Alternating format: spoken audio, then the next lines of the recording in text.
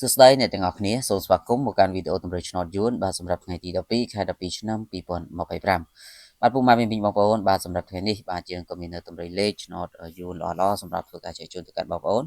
អ្នកទាំងអស់គ្នាដែលនិយមលេងទាំងអស់គ្នាដើម្បីយកទៅធ្វើការផ្សងសំណាងអញ្ចឹងបងប្អូនកុំភ្លេចជួយចុច follow page ចុច like ចុច share ទាំងអស់គ្នាបាទដើម្បីទទួលបាននូវលាភសំណាងត្រូវឆ្នោតទាំងអស់គ្នាបាទសម្រាប់ថ្ងៃនេះ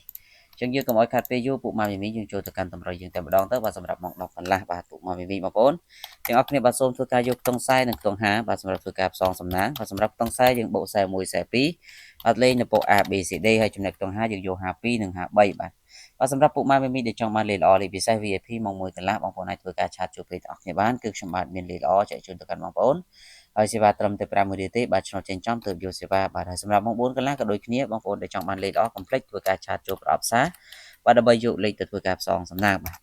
សម្រាប់ម៉ោង6កន្លះយើងលេងខ្ទង់9និងខ្ទង់0បាទចំពោះខ្ទង់9យើងបងប្អូនធ្វើការបូក95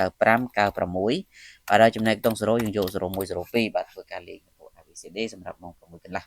អញ្ចឹងសម្រាប់ថ្ងៃនេះយើងក៏មានតែប៉ុណ្ណឹងសម្រាប់អ្នកដែលចង់បានលេខល្អៗកុំភ្លេចធ្វើការឆាតចូលប្រអប់សារអរគុណជូនពរសំណាងល្អទាំងអស់គ្នាសូមគោរពលា